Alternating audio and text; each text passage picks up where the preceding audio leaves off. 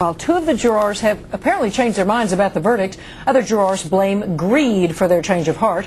Juror number 6, Tammy Bolton, is one of them, and she's standing by on the phone. Court TV's Diane Diamond and Savannah Guthrie, our in-house Jackson experts, are also joining us. And by the way, Diane has her own book on the Jackson case coming out November 15th. And Diane, if you didn't write that book, nobody was going to write the story. So I'm glad you are doing that. But I'd like to start with Tammy Bolton. Tammy, this is pretty incendiary stuff. These jurors saying they were intimidated, that nobody in the jury room would listen, that they were real Michael Jackson fans that never intended to convict. What's true and what's false? None of it is the truth, and I'm so disappointed in the things that they're saying. I would like to think that we all listen to each other. What about the intimidation? I mean, that's pretty outrageous stuff, that they're really feeling threatened if they don't go along with the rest of you? Well, we didn't have knives to their throats, okay? They all had their right to hold their ground and stand up for what they believed in. Yeah. The rest of us did. Well, it seemed like a bit of a love fest after the fact. Everybody was very comfortable with one another when they were being talked to by the press. What was the atmosphere inside? Did these two ever stand up and say, no, we truly believe he's guilty, we're going to hold our line? What was the conversation? You know, Ray had some things to say. The others didn't have very much to say. It wasn't that bad in there. You know, we discussed it rationally, each one of us. All right. Well, what was the biggest argument made by Eleanor and/or Ray to convict? Not very much. Ellie didn't have much to say that was factual.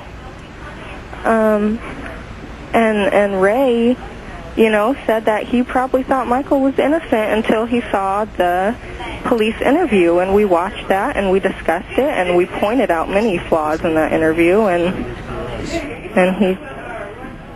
Oh, well, tell me, did you believe that Michael Jackson was innocent, or did you believe he was not guilty? In other words, that the state didn't prove their case, whether it was the witnesses, the family, the question about their credibility? In other words, did you walk out thinking this guy has never touched a child, or gee, they didn't prove it in this case? I don't think they proved their case, and I do believe he is innocent. I don't believe he did anything. Okay.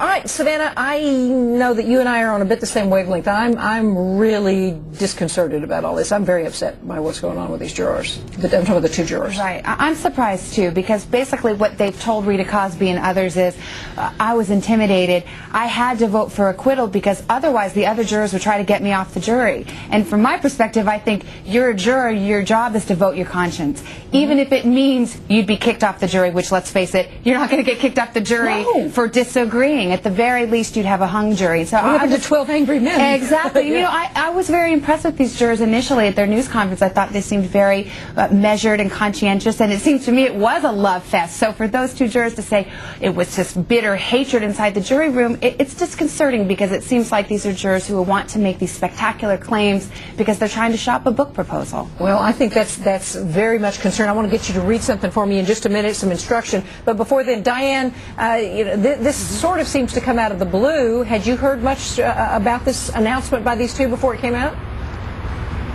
Yes, actually, I got Ray Holtman's book proposal across my desk, about a week ago. And in it, very strong language. I believe Michael Jackson is a pedophile. I believe he molested, and the boy's name.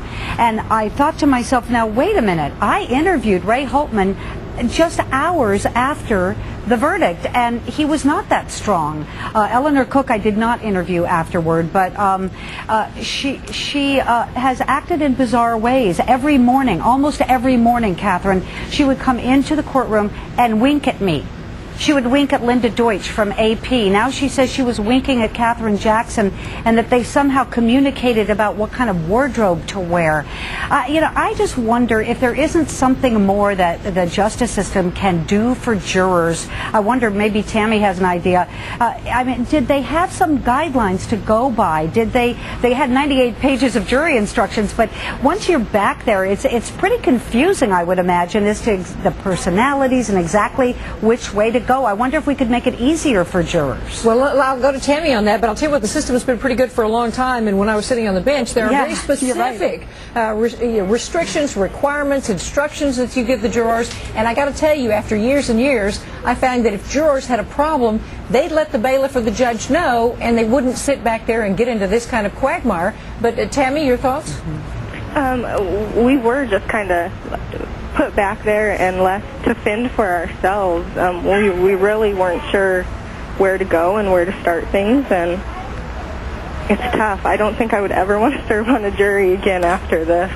Do you have your own thoughts about the motivations of these two people, of Ray and Ellie?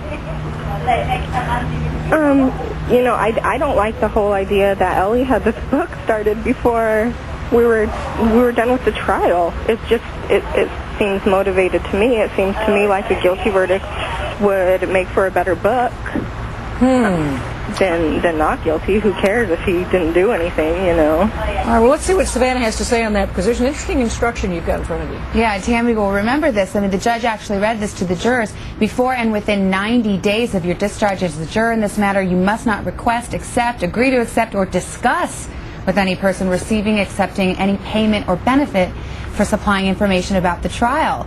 Which, these jurors, if they're trying to shop a book proposal, they're walking very close to the line if they haven't crossed it. And even, the day after the verdict, a lot of the morning shows brought some of the jurors here to New York, flew them, paid for them, put them up at a hotel. That seems to fall within this instruction.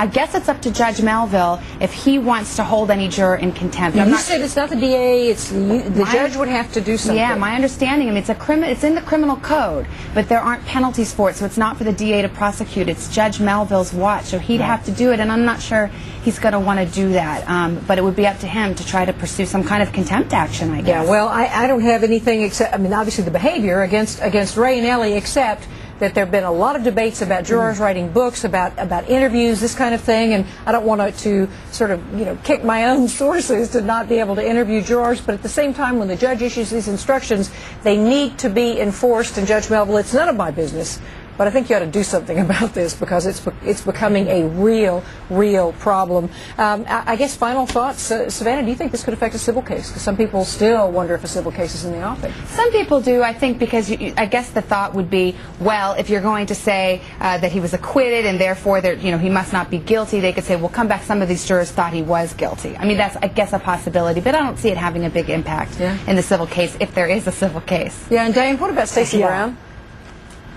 Well, I've talked with Stacey Brown, who has gotten phone calls from both Ray Holtman and Ellie Cook, the two that say now that they want to write these two books.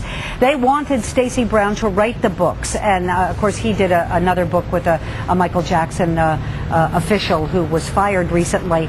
Stacey Brown told me weeks ago that he had been speaking to them, that he found it so distasteful that now all of a sudden they had this conscience, and it was the other 9 people who had something wrong with them, because there was a third person who apparently wanted to go for conviction, according to these two, that he refused to sign on to the project. He did not want them, he did not want to help them write the book, and as I understand it, they don't have a writer and they don't have a publisher either.